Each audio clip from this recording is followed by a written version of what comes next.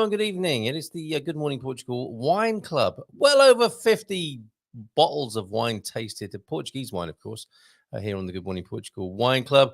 And leading the tasting tonight, let's bring them onto the screen. We've got quite a few guests with us this evening. But first and foremost, let's talk to Gary and Linda in Alviagra this evening. How are you both this evening? Good evening. How are you both? I'm good. Fine, thank you. Yeah, I'm still breathing, so that's a plus, isn't it? Well done, good stuff. And you have the battle of the biologicos brancos in front of you, which is great. Let's see who else is here and whether they have it as well. Terence and Mysterio, good evening to you. Hello. Hold on, 2 names and 3 people, unless there's a duo called Mysterio who you brought Yeah, along. we should have updated that from last time, sorry. He's a bit like the Thompson twins. It's all about the attention to detail, isn't it? Yes. The 5 Thompson twins. Good evening. How are you this evening? Good. Good. Yeah. Good. I'm here to keep them in order this evening. Yeah. Well, good luck with that. Okay. And from the central Portugal over to south of central UK to the beautiful Cotswolds, and Norm, who you might remember from last time when he was in Portugal. How's it back in Blighty, Norm? SHIT, but apart from that, right. Great to hear from you. Yeah, no problem. And you? Frank and to the point. It's fine. The weather's a bit overcast today, but not as nice as lovely Portugal. But yeah, it's okay. All right. Well, thank you for joining us. You are now, of course, an honorary member of the Good Morning Portugal Wine Club. Did you manage to get the anything biological or white or remotely Portuguese? That was such a good start, wasn't it? Yeah, I thought we were in there. What's he doing now, do you think? He's pondering that question. That's what it is. Like a Yuri Geller moment, maybe. He's bending his corkscrew, maybe. That's one way of putting it. Okay. Right. Yes. You've just joined us. This is a wine tasting.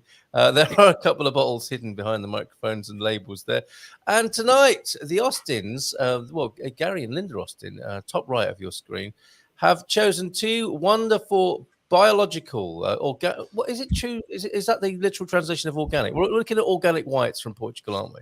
Biologique. I think that's how they say it. Biologique, yeah. Isn't it French? Biologique. It does sound a bit French, doesn't it? And I think that is what the French call organic wine, isn't it? Biologique or organic products. Why organic? Why white again? Well, because we haven't really done too much in the way of organics. We did one before, and I believe, if my memory serves me right, that was a red, and that was an Altano, which turned out to be quite nice. So I thought we'd come back and try some whites. And I'm not a natural white wine fan, but I've discovered ever more drinkable white wine since I've been to Portugal. So there is hope in the darkest recesses of desperation. So I'm gonna. Oh, you've got to come out with an aftershave called that, haven't you? Desperation. that is a Lynx flavour, isn't it? The darkest recesses of desperation. Send that in to them. Saturday night. Well, yes, a great explanation of what we're up against tonight. And of course, 2 bottles. This is a departure started by you, Terence. Normally we used to have 1 bottle of wine, and that did us for about 50 bottles. And then, was it last time or the time before? It was head to head with 2 bottles. I don't know what time it is. I think we're going to stick with it, aren't we? We're going to have that sort of comparison here on in. With 2 bottles, and it's lucky that we have 2 great biological or organic whites here in Portugal. Do you want to tell us a little bit about them, Gary? Yeah, can do. I'm not going to dwell too long on them because I know that my brother wants to get to the drinking bit. So, what we have 2 biological wines from slightly different regions. We have the Monte Velho, which is an Alentejo, and the Malcata, which is the Varia interior, which we don't really get much wine from really on this program. I don't even know whether we've done one before or reviewed one. I can't remember one. I may be wrong. So very briefly, we'll start with the Monte Velho. anything with an Espereo label on it is pretty safe keeping. It's like Ermelinda or Pacheco. It's always going to be good, right? You're never going to really be disappointed. I've never had a bad one. Probably with our wine examples, we'll come across Espereo again because they do so many good wines. So very briefly about this one. It's grown in the Alentejo region, as I said before. Forgive me looking over this way, but I've got my little notes on this side. Yeah. It's just east of Évora, down in the sun-baked borderlands there near Spain. Unusually, it's grown in granitic clay, which sounds horrendous, but it's well drained and full of lots of minerals and things. The grapes used in this one, for anybody who knows about grapes, and I probably don't know that much, we have Antovage, which I've heard before. That keeps cropping up in white wines. This one, the other one they use is Rabo de Orveia, which translates as sheep's tail, because the bunch of grapes looks a bit like sheep's tail. Oh, cute. And the third one it's made of is, this is a good pronunciation, Gouveio. I think it's Gouveio. It's actually a Douro grape, and they liken it to the Verdeo, which is one of my favourite white grime grapes. But actually, it's not related to the Madeiran Verdeo at all. It's completely different. What else have we got? The winemaker on this, there's two of them actually. They co-make it. Sandra Alves and João Ramos. Nice. We've had this one before, and I know this one's pretty good. It's a bit of the safe bet. So that's we're getting quite a lot of banging from your end every time you fondle the bottle there. It's a bit of I do like to. No, maybe I shouldn't say that. Okay. Well, there's their website, espanol.com. We're liking their values, aren't we? Yeah, have you got their little? Can you play that little video? Because I found that the video's brilliant, isn't it? So yeah. Quite right. Give them a bit of a blast on that one, because it's a lovely little video. If you can. It is 3.5 minutes, which gives us some time to disrobe the wines and maybe pour them into the glass. Okay, yes, that's a good idea. See you in 3.5 minutes. Então vamos a começar de novo. O vídeo que segue tem como objetivo dar-vos a conhecer a missão da empresa. Demos-vos a palavra e foi isto que aprendemos. Veja lá, Sapos, isso é sexy! Não quer mostrar um bocadinho mais a cara? É, para que isso? Ela já está tão velha. Agora esqueci da palavra, pera! Então eu escrevo a respeito de quê? Escrevo o quê? Tem que descrever numa palavra qual é que é a missão do esporão. Ai filho, tu o que é que eu vou dizer? Então vou-te pôr aqui uma palavra.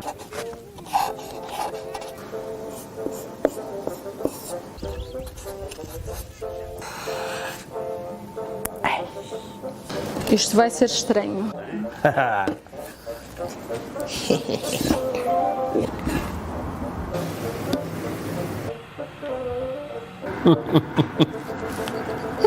Estou um bocado nervosa, pá, não faças perguntas difíceis. Porque nos orgulhamos das práticas que desenvolvemos que...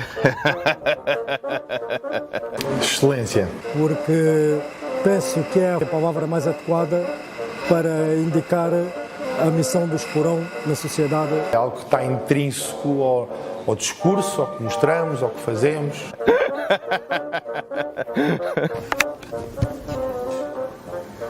Qualidade. Eu acho que é uma palavra boa. Para se atingir essa qualidade é preciso ter atenção a todos os detalhes. Já é uma maneira de estar na vida. Acha que é assim que se vê? Porque nós no trabalho temos que ser sempre cada vez melhores. Para a empresa ter bons resultados. Cuidar o melhor possível daquilo que lhe foi confiado, que é esta terra. A terra é que nos dá tudo. Em todas as suas dimensões. O vinho. Os quais transformamos para ter os melhores produtos com uma grande qualidade. Os legumes. A região. O azeite. Ai, valha-me Deus. Porque pessoas. No dia a dia a nossa preocupação é que as pessoas sejam inspiradas por aquilo que fazemos. É perceber que temos essa responsabilidade e inspirar as pessoas à nossa volta. Procurar a melhor forma de partilhar isso com os outros. Posso?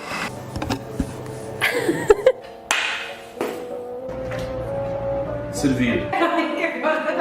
Faço o trabalho profissionalmente e acho que faço com sucesso. Procurar fazer diferente. Marcar a diferença. E ser uma marca de confiança. Com respeito à natureza. Essa insatisfação contínua. É um compromisso que temos todos os dias. Para que os nossos produtos no futuro sejam produtos com muito maior qualidade. Os produtos que a terra nos dá, tentar fazer a melhor comida para os nossos colegas. Acaba por ser também a nossa missão, passar a missão para os nossos clientes. Esta continuidade representa também um futuro para todos nós. E essa exigência das gerações iniciais, até se quiserem, em favor das gerações futuras. E para mim esta é uma segunda família, e por isso que eu sinto-me bem aqui. A sustentabilidade não se termina nem a uma geração, nem a 2 gerações. A minha missão no Esporão é fazer com que a missão do Esporão seja vivida. É isto. Corta.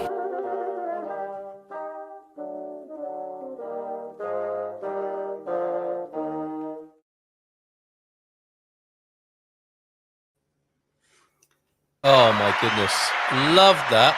Yeah. Absolutely love that. Well found, Gary, because they look like they really enjoy working there, don't they? Well, it's free Portuguese lessons for everybody as well, isn't it? I'll sort of just throw that one in there. It's a nice, jolly little video. They seem happy in what they do, which is always a good sign, really.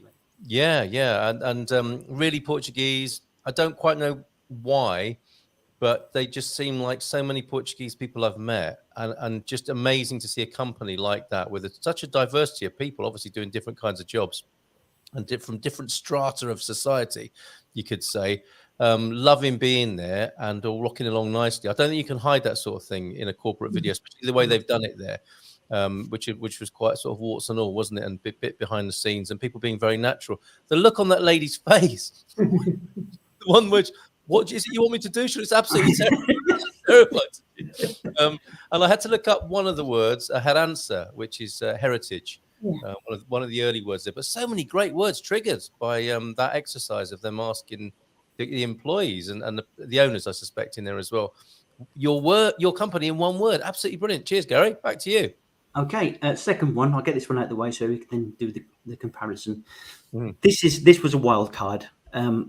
It comes from a different district, and we haven't tried it. I don't really know much about that particular part of the region. So, very basically, it's grown in the Beira interior, which is, roughly speaking, Castelo Branco and Guarda is sort of the area it covers. It's actually the home of the original home of the Iberian lynx, hence the little kitty cat on the front there.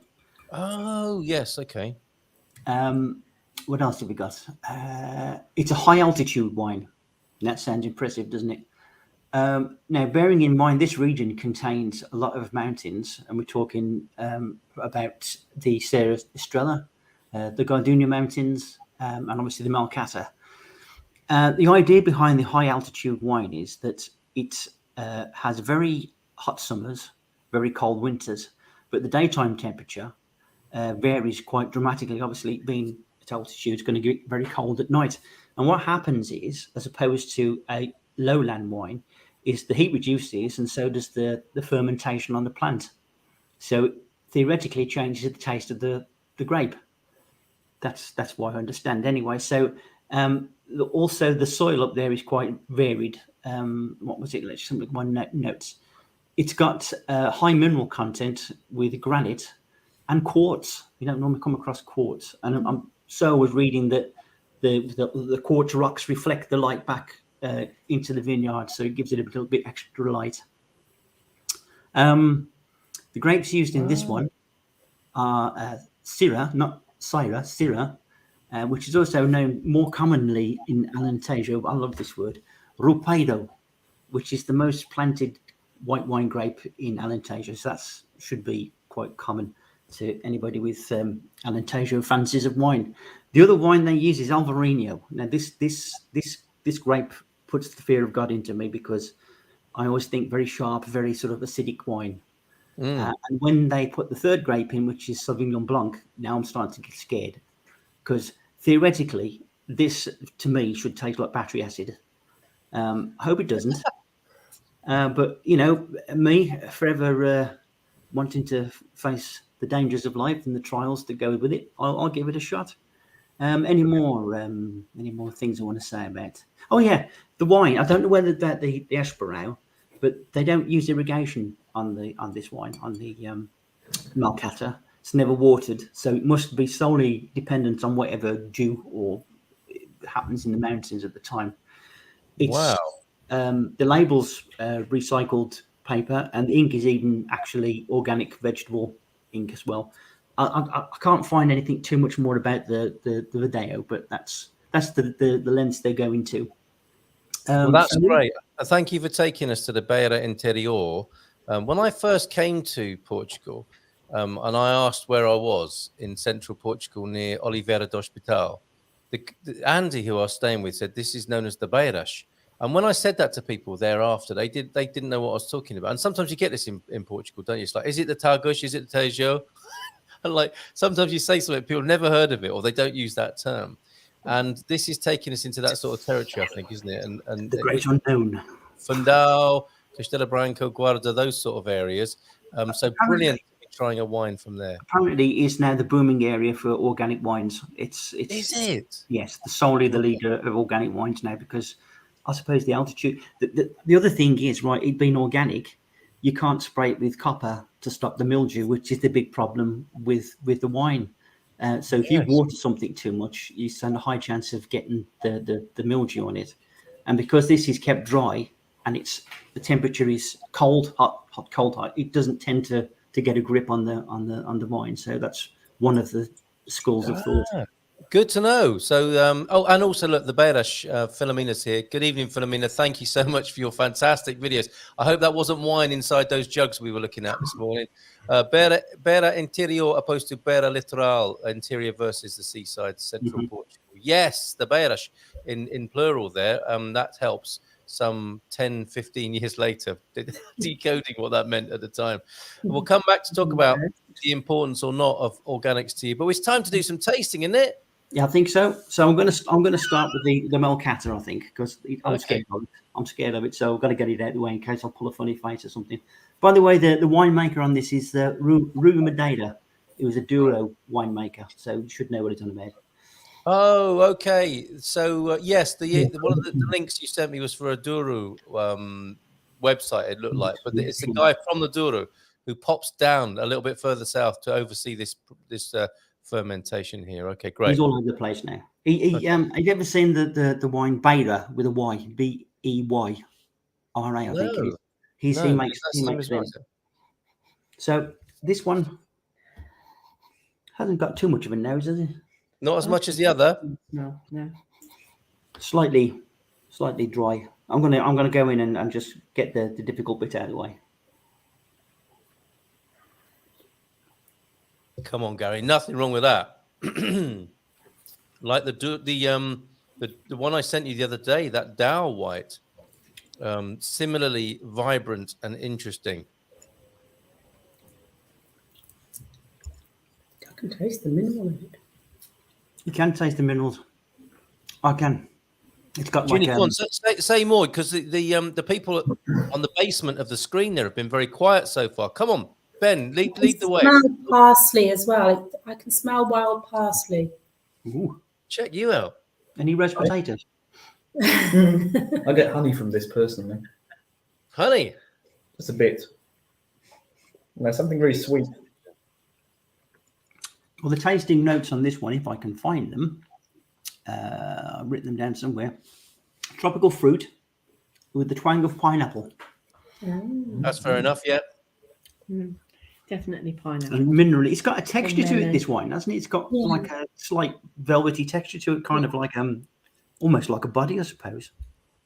But I'm surprised. It lingers. Yeah. I'm gobsmacked and speechless because I thought that much would absolutely repulse me, but I have to. No, certainly not. This is quality, isn't it, for sure? Ginny, you've got parsley, and you were getting the minerally flavour. Is that what you're saying? Yeah, and it's very fresh to drink. It's a lovely summer wine. Yeah. Terence, very pensive this evening. Yes, very pensive. I'm trying to make my mind up here, which is a mechanical process and takes me a long time. You can hear the machinations. I can, and I was watching one of our earlier videos, a little sample of an earlier video where you described your journey in a Tesla, which, as a right-handed person, you got out and you started writing with your left hand. It is true. Have you recovered from that, and is that impeding your wine tasting capabilities? No. I have recovered, and it isn't impeding my wine tasting capability. But as a bit of a kind of counterpoint, I get a bit of celery in that, right? And I don't think it's anything left over from my dinner. Bloody Mary! Well, I can smell celery, and it's kind of slightly bitter, but then sweet as well. And I can't really make my mind up what it is. It's kind of fighting. Yeah. Because the bitterness hits you first, and then the sweet, more mellow tones come in afterwards. And so it's a real strange one. It's causing me a bit of a seizure. Isn't that? We should have warned everybody, shouldn't we? Before? Should have brought the nurse. But isn't that the mark of a quality wine, or at least an interesting wine, that you have that going on? You know, with the cheap wines, and when you think, I think what you were fearing tonight, Gary, is there was going to be a dominant flavour, maybe that Alvarinho vinho-based vibe going on, and it was going to be a dominant flavour that was going to be disappointing and mark it out as a not very good or a cheapie, you know, for cooking or for just quaffing. But far from it. There's complexity and a bit of an adventure going on with this one. Linda, what do you think? I'm surprised that it's got quite a long taste, because you don't normally get a long taste with white wines. I don't normally get that sort of like long taste, and it's sort of I can still taste it now, and I've put the glass down a few seconds ago, and I can still got that sort of melony, pineapple tappe It's still on my tongue. Yeah. Exotic fruit going on there. Back to you, Gary. Well, yeah, I'm kind of lost for words with that one, because it's going to be a difficult choice now, because I've had this one before. Now, how is this one going to stack up by the side of it? So I might go to that one next and try and find out what that's about. Well, good job. Viña de Malcata Biologico. That's where we've started tonight. And there's been parsley, exotic fruits, evidence of its mineral background that you spoke of with quartz in the soil. A great start, and there's some pride. There's as much pride in that, it would appear, as the pride that we saw from Esparão, I think, albeit from a smaller producer in the Beira Interior. So are we going to the Monte Velho Biologico now? I'm just looking at the difference in colour. There isn't really much in it, really. The Esparão slightly, just a tad darker. Yeah, maybe Esparão just a shade darker, but not by much. On the nose, let's have a... Yes, there's more nose on that. Yeah, I was getting more of that earlier on when I just gave it a sniff. You know, with the Malcata, does anybody get a hint of petrol? I get that a lot with reds. Oh, you haven't been siphoning again, have you? Petrol. Oh, you should have said to us. We could have sent you a tenner. I could get what he means, because it's got like an oily sort of... Yeah, oily... It's like, not oil, how can I say, like a spirity sort of... Yes. Like you get on red wines. Sort of. It's got more of a body to it. I think that's what I was trying to explain, was that it's got more body, and therefore it's got more of a lingering flavour to it. Linger. I think you bang on there, Linda. It does linger. Monte Velho is more fragrant, though, isn't it? Yes, definitely got more nose, more floral, more fruit. A bit of sort of honey sweetness going on there. I've already got my favourite tonight. That's definitely sweeter. It's a can of Tennant's. Gets the party started. You see, that smells a lot more subtle, isn't it, than the Malcata? It smells sweeter, but I don't think it tastes sweeter, does it? No. I like the colour. There's a more astringency going on for me there with the Monte Velho. That's peculiar, because I think that's, first of all, in the first hit, like the first half a second of taste, it is sweet, but then it goes kind of dry. Peppery, I think. Bit peppery. Yeah. Well said, Lina. Yeah, I'm getting that. With something flowery in there, which I'm not quite sure what it is. Smells like rose petals. Mm. I don't get rose petals at all. Yeah, vanilla. Wow, what a choice. Vanilla. Vanilla. Maybe that's what it It's is. different in flavour. It is. Ben, what are your thoughts? Vanilla. This is on the Monte Velho. Anything else? What are you making of the comparison and the journey so far tonight? So far, I'm leaning a bit towards the Monte Velho. I think it's a more. It identify with this one a bit more. It just seems a bit. I like Versatile. this. Not so much versatile. It's more. I see a bit of me in this wine, if that makes any sense. It might have been a toenail clipping from earlier. Didn't wash the glasses.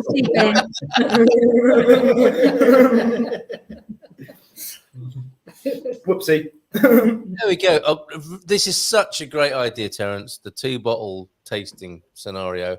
What a third dimension you've brought to our tastings. Oh, no, I'm a man of many angles. Man of many Most of them dimensions. be honest. I've heard this. I have heard that.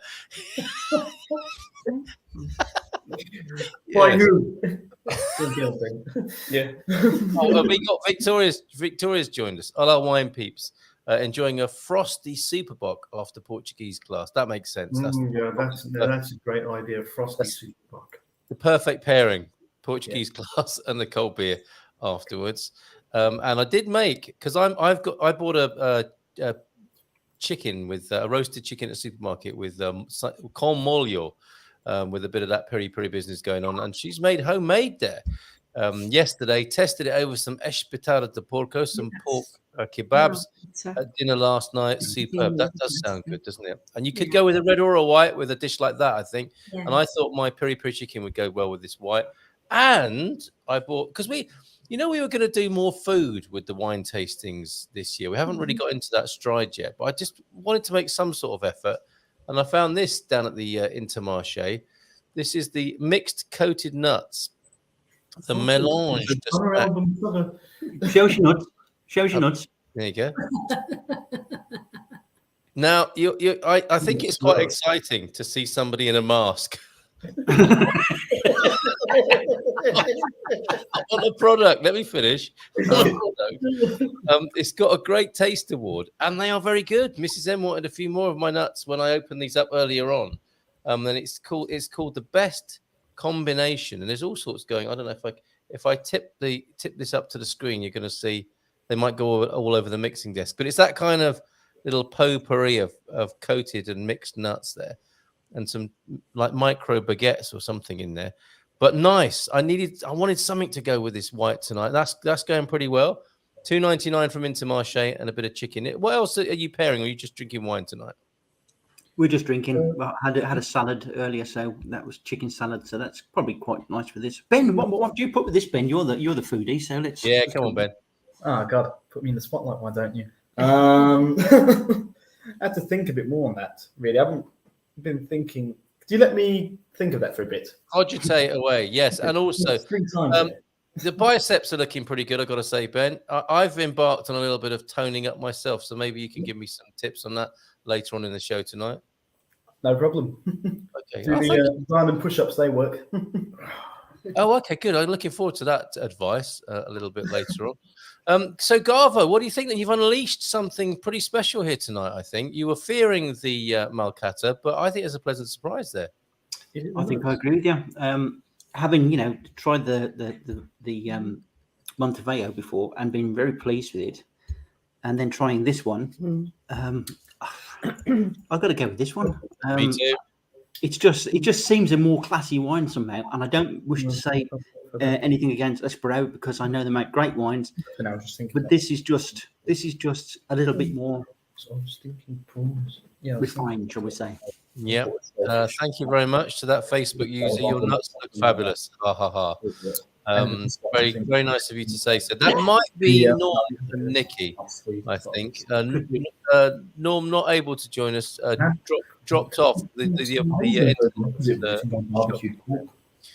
So yes, organic though. Let's come back to this. Did you choose the organic to save having a hangover, or because you want to do your bit for the environment? What was the thinking behind that, Gary? I always like to compare, because you think, is organic going to be less than normal wine because it doesn't have to go through the same sort of processes or whatever? Is it going to have a strange taste? Is it going to taste like water? Is it? And you have to answer these questions. And well, no. To be honest, if somebody gave me that in a restaurant, I'd be perfectly happy, to drink that.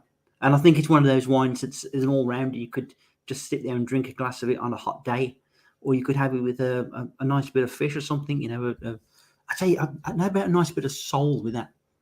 Yeah, definitely. Really delicate. You could go for some heavyweight fish if you like. I don't mean whale, but you could go for something with quite a strong flavour. Mackerel, these oily fishes that have quite a distinctive flavour with this, certainly with the Malcata. We've kind of been brainstorming the whole food thing over here, and we've come to a conclusion that we think crab would go really nice with the Malcata, and prawns with the Monte Velho, barbecued prawns. Yeah. Well done. Lime and chili. Lime and chili, like go Thai. Exactly. No, not lime and chili. Yeah. Come on, it's going Thai. Lime chili, yeah. Come on. Come on. Take it to the car park. Can I answer Philomena's question? You answer it, guys. Please do. Portuguese quiz. What animal is on that label, the Malcata, and why? Do you know this wine? Philomena, do you know this wine? And is that why you're asking, or did you just catch a glimpse of it earlier on? What have we got on there, Garbo? That's an Iberian Lynx, which they've just reintroduced back in to try and boost the numbers up. And apparently there are a few of them about there are sightings. So, all well and good, great. We've got lynxes back in Portugal. And I think that's the vibe of this Malcata, don't you? That they are making a biologico, an organic wine up there, doesn't need watering, and they're in the area where there's this sort of resurgence of organic wines, or they're great conditions for growing organic wines, and they've got Iberian lynx prowling around the vineyard, possibly. Do you think that the grape pickers then are constantly looking over the shoulder, thinking? Yeah. I mean, what would you do? It's like, good kitty. You want some grapes? Nice puss. As you step away, as you back your way out of the vineyard. I imagine these are quite timid creatures, but how brilliant would it be to see? On that on this website here, the Berra Interior, as we scroll down on there, and you see that fantastic. Look at that view there. There's a reservoir with a frozen top on it. You got some snow on the hills there. Imagine seeing an Iberian lynx padding its way across the top there. That would be just a lifetime joy, wouldn't it? Like the experience of a lifetime to see something like that. Yeah. That part of Portugal. That's unless they go to sleep. Unless they go to sleep in the winter. What, a hibernating Iberian lynx? You don't want to be disturbing that bad boy, do you? I don't think they do. No, but good on you, Malcata. I'm loving this whole vibe of the ecological. A nod to the ecological, a nod to the wildlife, and beta. Of course, the root of the word beta must be something to do with Iberian as well, mustn't it? Can I tell you a story? I want to tell you a story, right? And this goes back to my younger days. I used to work at what was Birmingham Zoo. Then they transferred. Did you? Yeah, I did. Yes. Then they called it the More Acceptable Nature Centre, and they had a lynx. I'm not sure it was an Iberian one. I can't quite remember, but we hadn't seen her for a while, and we got concerned. So somebody had to go in the cage to have a look round. We looked around the pen, couldn't see her. Feared the worst, and thought, where the sleeping quarters was. There was like a little sliding door at the back. Yeah.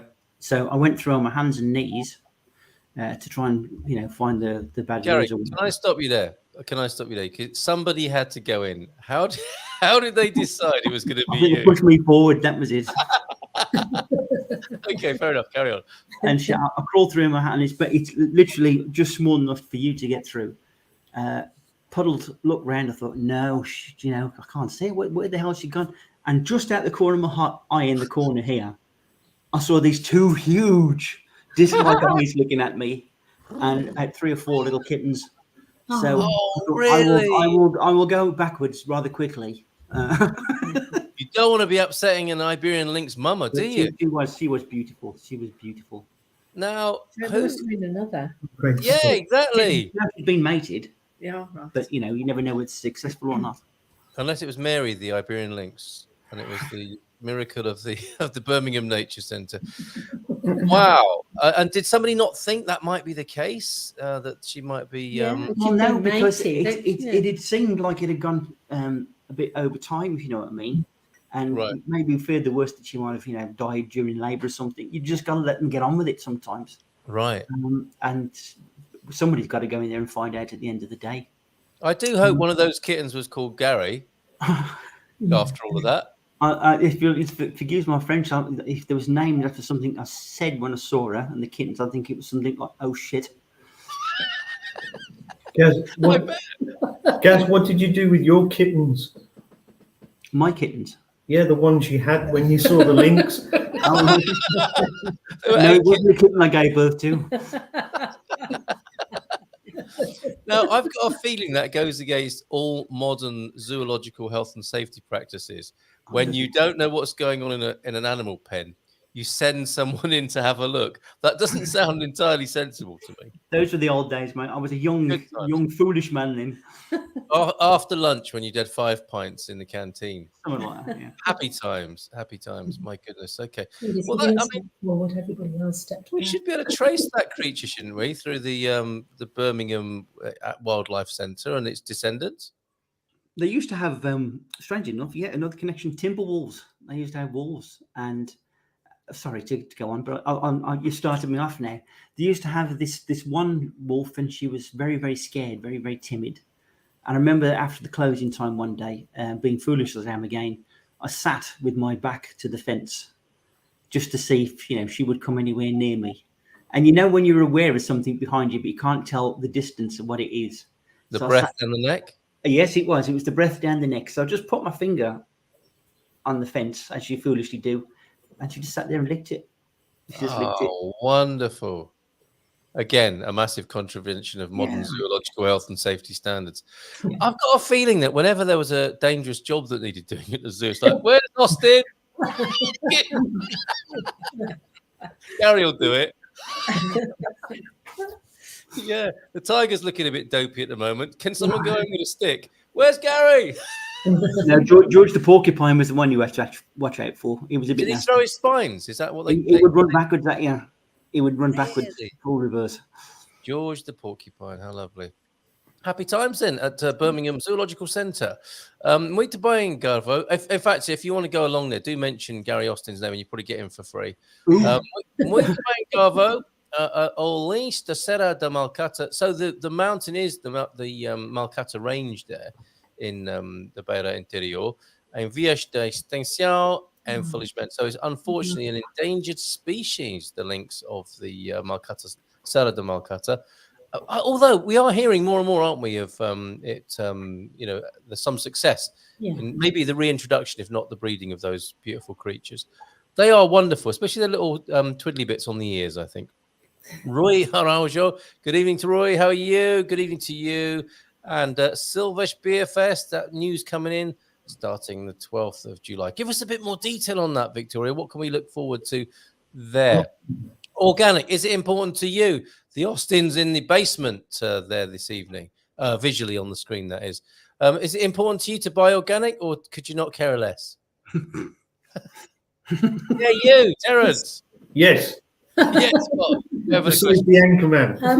I was fascinated by the fact that you said it doesn't give you a hangover. From my experience, it gives you a hangover. What, organic wine? Yeah.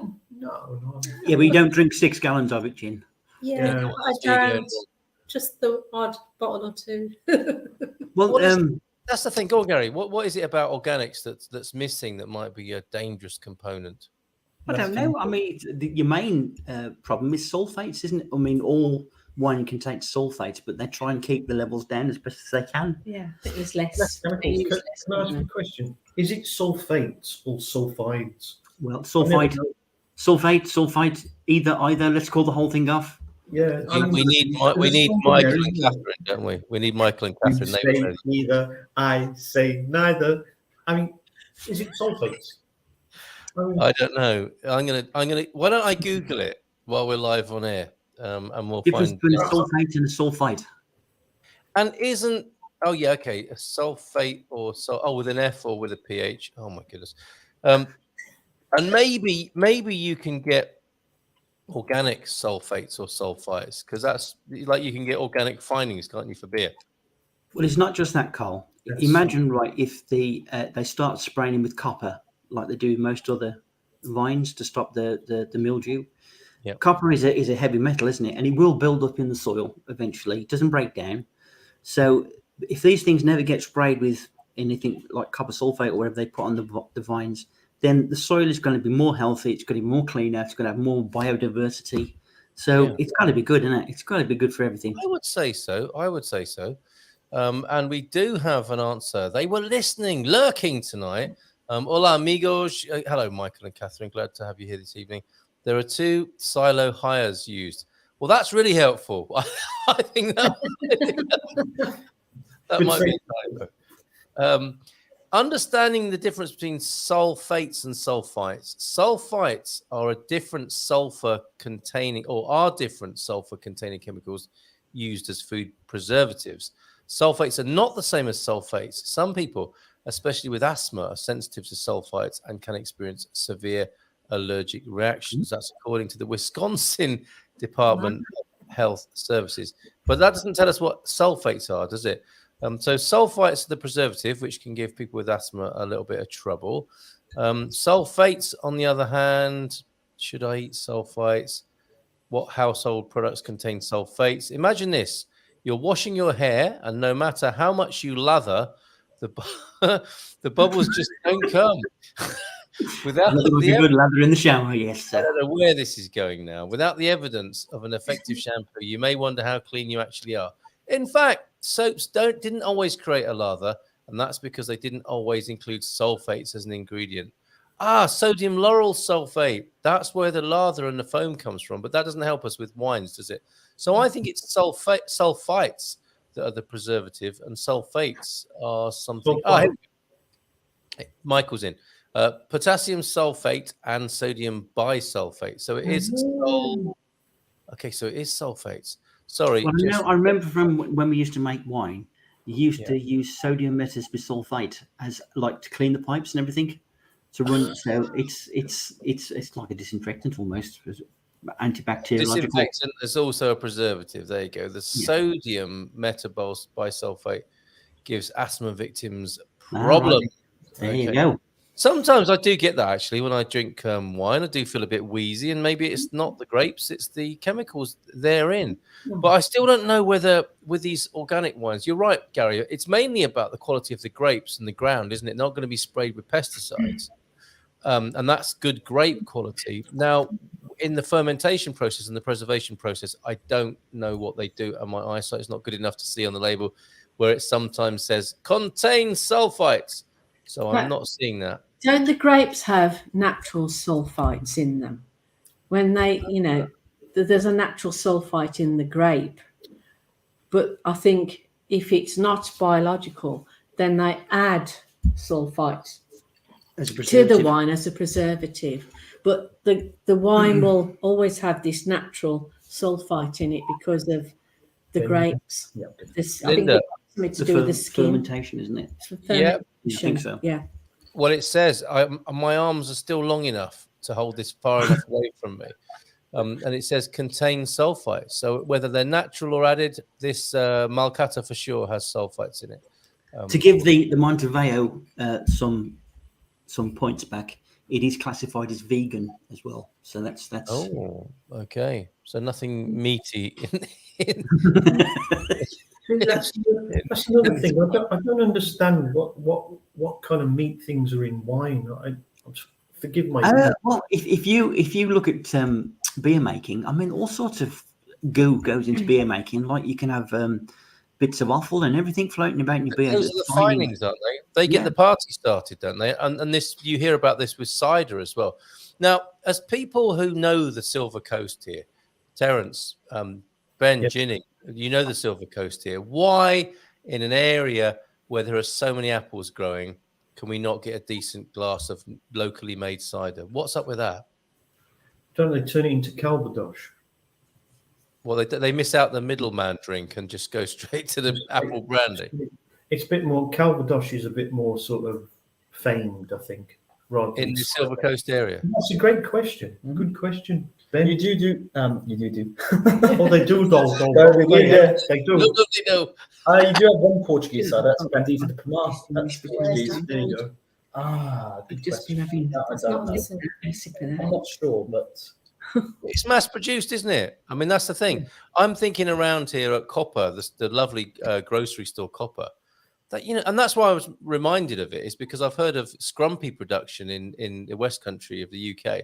You know, you put a load of apples in a barrel, and I've heard of like a rat being in there or whatever. And this is why it's not vegan, is because there's some animal in there that is getting the rot going in these situations. That is fish. It's fish in beer, isn't it? Fish findings are what I put in beer to get the processes going as well, and that's why there are vegan or not vegan beers as well. So I understand. I feel a lot better about drinking beer now.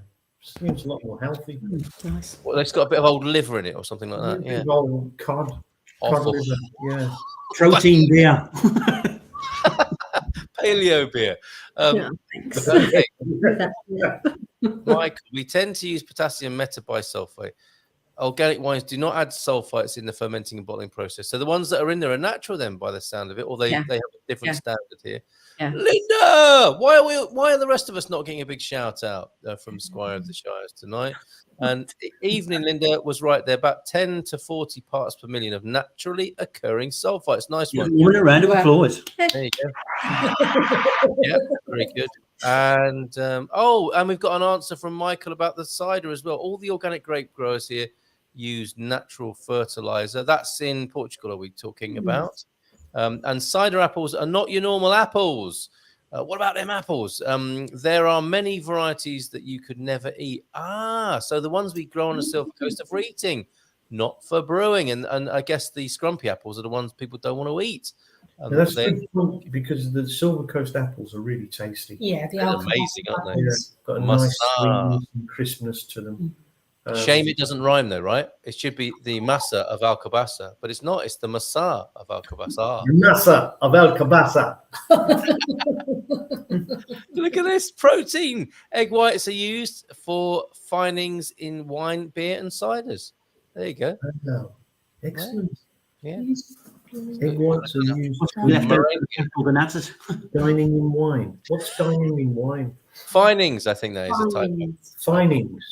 Yeah. Right. Okay. Sorry. Would you believe it? It's 10 to the hour, and I'm looking forward to after the your chicken. Mrs. Emma's just eating all my nuts here. I was looking. Chicken's calling. And I've got some chicken calling, and we'll have a little bit of a lock-in after. If you want to join us, Michael or Victoria or Nubia Net, who was here earlier on. Did I shout out to Nubia Net? I watch you all enjoy your finds. I have a few new bottles that she's brought back from Portugal, back in the States now. But it would be nice to share with my family tomorrow, of course. But it hasn't gone unnoticed, Nubia Net, that since Marseille, the place is a little bit looking a little bit different to how it looked before you arrived. What effect did you have in France when you were popped over there, Nubia Net? Lovely to meet you. Only last week. It seems like a long time ago now, but the meetup will be happening on Wednesday, and it was lovely to meet you there last Wednesday. Let's do some scoring now. Let's go to Ben, Ginny, and Terence for your favourite of the two, and marks out of 5, please. My personal favourite has been the Monte Velho. Just find it a bit more refined, a bit more refined. Interesting. Out of 5, I would give it, I'd say a 4. It's a fair marking. Okay, I'm having a little sip of it to see if I can corroborate that. Thank you, Ben. If you can give me some bodybuilding tips via WhatsApp, that'd be great. Ginny, which is your preference, and your marks out of 5, please? My favourite is the Malcata. Marks out of 5, probably 5. I'm a big white wine fan, so that certainly does not disappoint. And Monte Velho, I'm happy to give it 4 because I think it will go with most things. And summertime's here, so bring it on. I'll drink them all, no problem. Bring it on. There's not a lot in them, is there? I mean, they have they're in the same class. It's not like a heavyweight versus a lightweight. No. These deserve to be in the ring together, and I agree completely with you. Great to put in that little memory bank for good wines to buy for the summer. And we haven't mentioned price, have we? These are around what, $4.99, $5.99 a bottle, aren't they? I think? About a fiver, around the 5 mark. Yep. Thank you, Ginny. Terence. Okay, winers. I like the Monte Velho. I like the colour of it, and the smell is a bit more sort of muted. And it's golden, and you want to follow it with delicious, and it is delicious. I would give that. That's drinkable in any circumstances, and it's fine. I'd probably give it 3.8 to 4, somewhere around there. The other one, which I accused of having a faint whiff of petrol, perhaps it's in my motoring background. I don't know, and fixing cars and fiddling with carburetors, but it interests me a great deal. It's hooked me. I like the story of the cat, the lynx. I like the label. It's visually. I mean, if that was on some shelves, I'd go for that because it's a nice. It pulls you because it's a nice, interesting picture. It's a nice bouquet. It's excellent, really, because it's quite sophisticated and mysterious, but fairly strong. And it really interested me because it did have that kind of petroleum gas lilt to it. And I think the taste, there's all sorts of notes, fresh notes, and it's light, fresh. It's interesting. This is a good bet. This is interesting. And I would probably, if going for the 2 again, go for that because it's kind of hooked me a little bit. And I don't really know why, and I quite like that. Very good. Did you give any scores there? I enjoyed your waxing lyrical, but I'm not sure if you scored. Yeah. You enjoyed my waxing there. Thank God. I did give that a score, didn't I? 3.8. You weren't listening, boy. 3.8. I do remember. Did you score? I will listen to Terence more often, especially when I ask him a question. Anytime.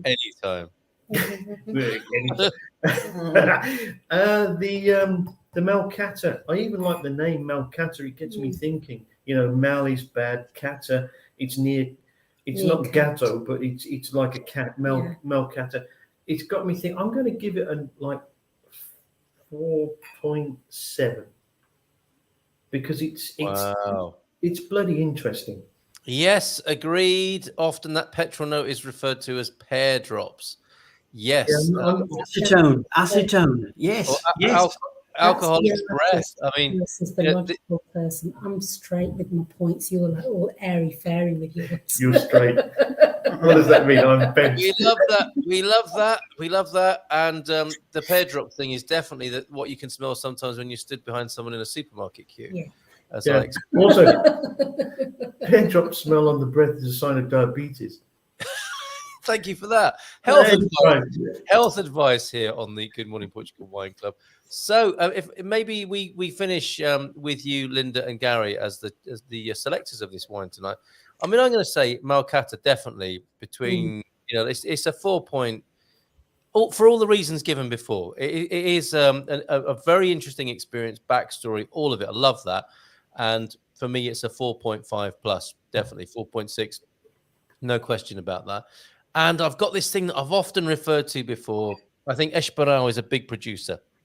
And I think the big producers can rely on their juggernaut or ocean liner, container ship kind of nature, because they're so big, they can actually put things out that a smaller producer might go, oh, no, we can't put that out. Yeah. But Esparão have got these massive orders to fulfill. And they've got great big, fulfillment and reputation matters. So I think they might play it safe. And they also might put things out that aren't as carefully crafted as you might get from a smaller producer like Malcata. And I don't mean any disrespect to Esparão on that. I think that's the case. It's the difference between a corporation, isn't it, and a small craft brewery. There's different values at work. And sometimes the big brands do suffer with that. You know you can rely on them for a certain level of quality and price.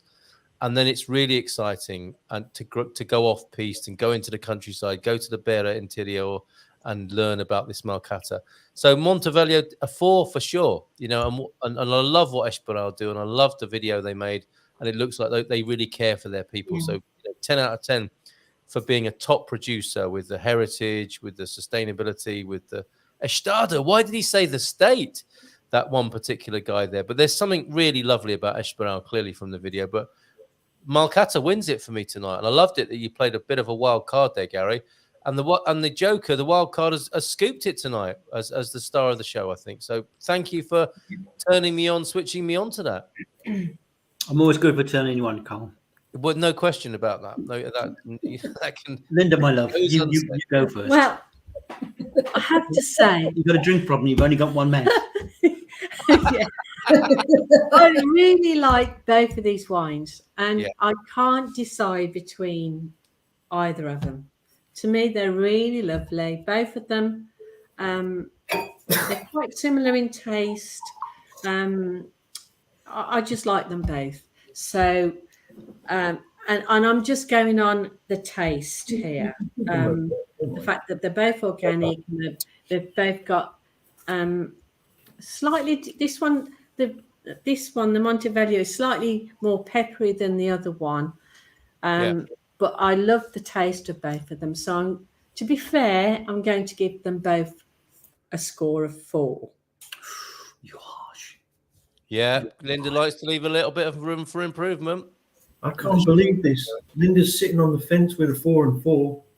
Which one do you like, Linda? Come on. I can't decide, John. I like them both. I've had a sip of this and a sip of that. We chose this Monte Velho because I know Linda liked it. Right? Yeah, she was I impressed love that with it. one. And I thought, well, just throw the wild card in. Let's do the mix. And now I love this one as well. But I can't decide between either of them because I love them both the same. It's like sip of that, sip of that. And we've got Terence to thank for this. Go on, Terence. What's that? No, I was just going to say to Linda, that's quite a tough thing to say because it's always tempting, isn't it, to say, well, mine slightly favours this or slightly favours that. And respect, you've said, look, it's a draw, and that takes a bit of it sounds. I love them both equally. You have to go to a penalty shootout. I think. A cruel penalty shootout on these Depends two. how many glasses I can consume. It's the one that knocks you over in the end that wins. Right. So let's go to the man then, the self-confessed preferrer of the red here in Portugal, who has been turned in recent times by the quality of white wine that he's experienced here in Portugal. That's our selector tonight, Gary, who's picked these two wines. Tell us a little bit about that first, Gary. You've had a white wine, renaissance, or even not renaissance, just a naissance here? I like to use the word epiphany. Epiphany? Yes. I remember her. Yeah, she was a great girl. Sorry, go on, carry on. Before I came here, right, French white wine. Sorry, France, but I don't want to keep pummeling you to the ground. But French They've white got wine. enough trouble. They've got enough trouble, yeah. Yes. I just couldn't drink them because they were too harsh for me. They were too acidic, too sharp. But, coming to Portugal, I've learned that I can do white wine. I love rosés. Red is my natural ground. But it's just given me so much more spectrum to work with. And there are such a great variety of wines in Portugal. It's fantastic. There literally is something for everybody. Yeah. But as far as these two are concerned, it's been very difficult because I know I like this wine. I know it's a good, solid performer. We're talking about the Esperal. Had it before, and it is what it is. It's like I said before. You buy an Esperal, you're going to get a decent wine. You're never going to be disappointed. So with this one, it's got the bit more bouquet. It's got a bit more sort of, how can I say? It's slightly sweeter with a more stronger taste. But it's a good performing wine, so I'm going to give that one 4.6. Now, this chappie here, the Malcata, right, has really bowled me over, and I don't mind admitting that when you're wrong, you're wrong. This one, it leaves me kind of I'm going to have another taste. Hang on a minute. Yeah, I'll have a taste. Go on. It just is a smooth, silky, velvety, gentle, almost loving wine. Do you know what I mean? It caresses the tongue. It doesn't really do anything harsh, and it just lovely. Perfect. And with that in mind, right? If it had a bit more nose, I'd give it the 5. Wow. Because it hasn't, I'm going to go, and I've never given a wine this mark. I'm going to give it 4.9. Wow. That is the best white wine I've ever drunk. Wow. That's the sound of epiphany right there. Incredible. Well, what a lovely experience tonight. You pushed the boat out. So this 2 wine thing, definitely we're staying with it because it brings such a great dynamic to the tasting. The Malcata, like I said, the wild card, you brought it in, you took a risk, and it's paid off. Congratulations. Wouldn't it be lovely to meet up there one day at their vineyard, to get up there in the hills and to see this and maybe spot a lynx, like an Iberian lynx up in the hills there. If we could be blessed with that one day, that would be awesome. Spot a lynx wrestling, yeah, that'd be all right. That just about does it. Thank you so much, Gary and Linda. Thank you to you, Ginny, to Terence and Ben as well. Before we go, can we raise a glass? Because we've got Nubian Air, and this will give us a little bit of something to talk about after the show in our lock-in tonight. But before we go, some cider notes, and before we go to Nubian Air's comment, most apples that grow from the seed of an apple thrown on the old paths of England, where what we now call crab apples, they're not the same as the apple the seed came from, probably because of cross-fertilization, I would have thought there. I'm liking the sound of a bit of cider talk, and if we can get a Portuguese cider to try one night, that'd be amazing, because fizz does the biz, but cider just makes people berserk, I think, doesn't it? Yeah, me too. My old man used to go really weird when he had cider. He wasn't upset. Looking forward to cider season, Michael. You have a particular tree which we picked from donkeys years old. It has big red ones. Who doesn't like a big red one? Firstly, possibly a Lord Lambourne. Oh, the Lord Lambourne, lovely, magnifico. Says Squire of the Shire, Senoras et Senors. But Nubianette's comment here, I think we should raise a glass to the French, even though you've given them a bit of a wine bashing tonight. And we often go there, don't we, when we compare Portuguese to French wine. Awful. Really sad to see what's going on in France. The French, even if from various ethnicities, still have a revolutionary spirit. Hopefully a balance will be found. Let's refill our glasses, as I think the French would approve of, and raise a glass to the return to liberté, égalité et fraternité in France. And, Vive la France. Vive la France. Vive la France. And I hope things can be sorted out there as well. If we stay in the business here of European politics, I knocked up this little meme tonight based on something you put on social media. Don't you think this is an interesting meme, Garbo? You get quite a bashing, don't you, from time to time when it comes to certain views about Brexit and Europe. However, when that European digital currency comes in, which I suspect it will at some point, this is, I think, the look on the Remainers and Rejoiners' faces. What do you think, Garbo, about that? That's beautiful. That's it in a picture, really, isn't it? You know, I think so. Blinkers, blinkers on him. Nothing to see here. Move on. So let's talk about that in our lock-in. If anyone wants to join us, just drop me a WhatsApp, and we'll give you the link. Go on, Garbo. Last word to you. Just because I didn't get to meet Nubinet, right? I'd love to have a chat with her. So if she can ever come on and have a word with us, even if it's just through voice, please do so. Excellent, lovely job, great job this evening. Terence wants a word. Sorry. We're coming up to the 4th of July, yeah. Yeah. And our friends across the Atlantic, across the pond, yeah. And I know you went your own way. Mistakenly, obviously. we forgive you, don't worry. God bless you, okay? God bless the USA. God bless you, brother. Because of a bit of tax. You know what?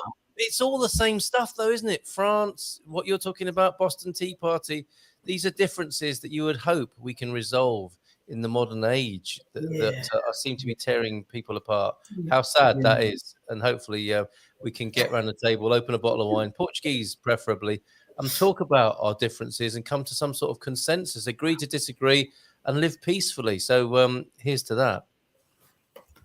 Without a doubt.